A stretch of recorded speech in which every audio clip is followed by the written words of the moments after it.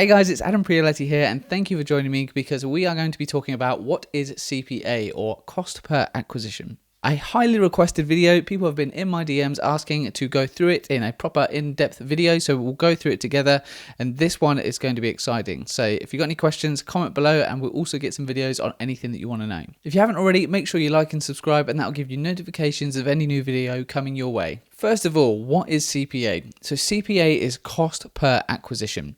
It is the cost that you are willing to pay for a customer. Why is it important? So we need to understand what the break-even point is in any e-commerce store, whether it's dropshipping, whether it's a brand, anything. Everyone needs to know what their break-even point is when you're running Facebook, Instagram, TikTok, any kind of paid advertisement. We need to know what profitable is and what profitable isn't. So that's where we go into the depths to understand how much we're spending and how much we're returning. How do we calculate Target CPA? So first we have to understand what is the store's average order value, or AOV.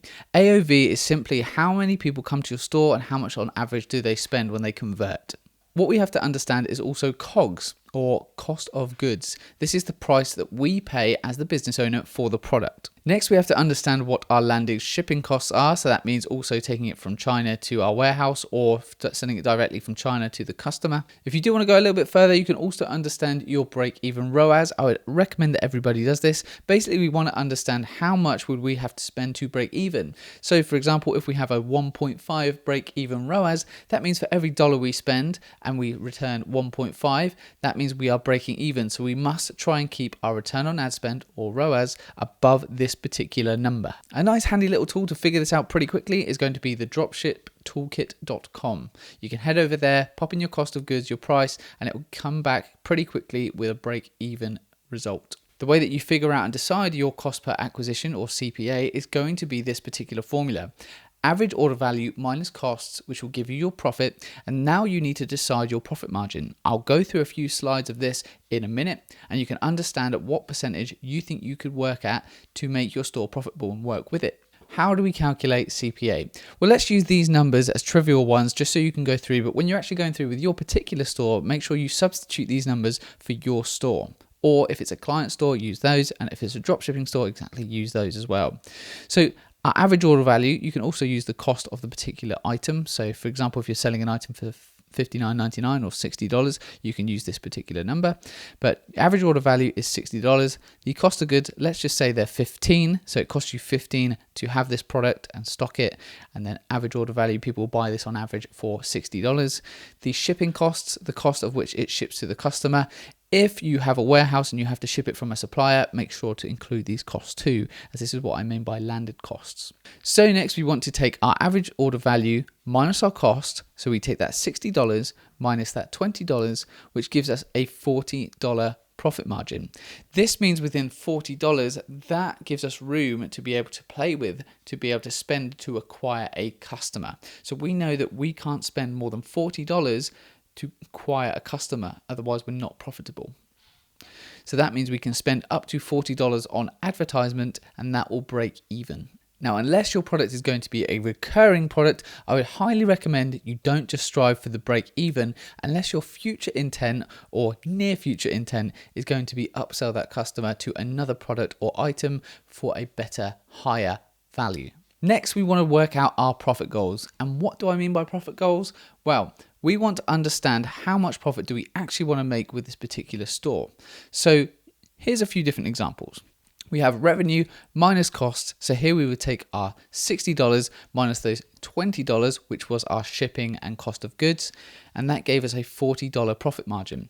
Now, if we wanted to work on these different levels of profit margin, so for example, if we want to run at a 75% profit margin, we could have a £10 cost per acquisition. That means we would spend $10 on ads, and that would acquire our customer. We obviously can't dictate these particular numbers, but these are the aims and KPIs that we use to understand what's going to work for us.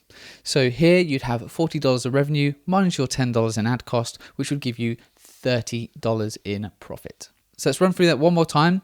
If I was going to aim for a 75% profit margin, that means I need to be looking at acquiring customers for $10, so a $10 CPA, or cost per acquisition, which would give me $40 in revenue, $10 in ad cost, and then equal $30 in profit. Let's go down a little bit further and understand this more. So if I'm working on a 50% profit margin and I spend $20 to acquire a customer, that gives me $40 in revenue, and then minusing $20 for those ad costs equals $20 in profit. If we're going at a lower profit margin, again, 25% profit margin, if it costs us $30 to acquire a customer, that's $40 in revenue, $30 in ad costs, and $10 in profit. The reason I break it down here is to make it very simple and easy to understand. If you look at these particular numbers here and you're unable to achieve those, you know that that is not going to be a viable business to run ads for. So you're going to be aiming to probably work it somewhere between these numbers, something that's going to work for you and you're happy with. If you were completely happy at a 25% profit margin and you were making 10 profit for every single sale, but your volume play is going to be the way forward, so you know you can sell thousands of this item and you're going to make $10 profit. Well, if you sold 1,000 of those, you're going to make 10,000 in profit. It's not something to worry about. But then if you were selling a smaller volume, let's just say you were looking at more of a bigger profit margin, obviously the offer is going to have to be pretty good to get $10 CPAs, but that would be a $30 margin. So again, if you had 1,000 in sales and $30 profit per sale, that's going to be 30,000 in profit. There are going to be products out there that do have healthy margins, will allow you to have more of a room for profit. So you're then going to be able to spend more to acquire a customer and won't mind a higher cost per acquisition. But depending on what that looks like for you, these are going to be the kind of estimates you can work with. So that's an easy way to look at what is our target cost per acquisition and what are we happy with. Another thing to include is also what's called the lifetime value, or LTV. Now, what is the lifetime value? That is how much a customer is going to be spending with you in their lifetime. So why is it important for us to understand this?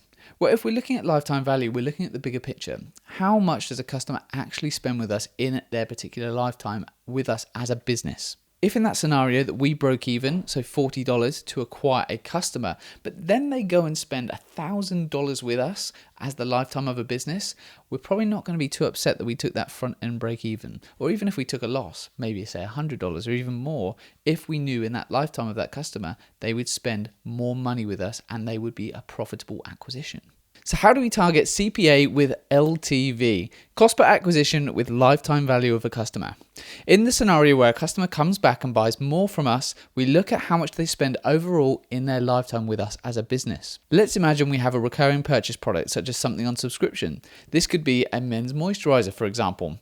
We know the product is bought every 30 days because that's how long it lasts, and generally the average order value for it is $60. Let's just use that scenario. Instead of just buying once and never buying again, they buy on multiple occasions and they buy regularly. Now let's use that with some calculations. If the product is a recurring item, such as a once a month for 6 months, that would mean a potential LTV of $360. Now the way that we've worked this out is $60 in revenue times by 6 months, which gives us $360.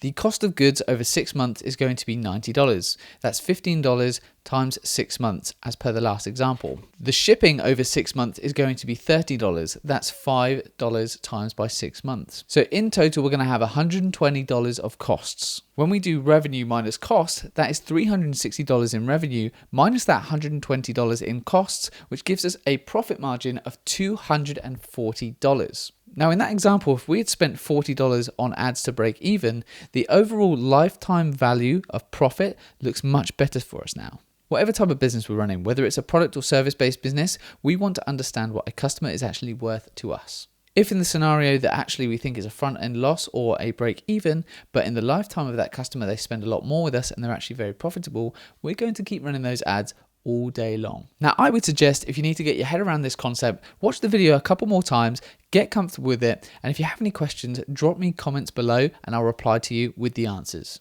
Make sure to like and subscribe so you're notified of any new videos, and I'll see you on the next one.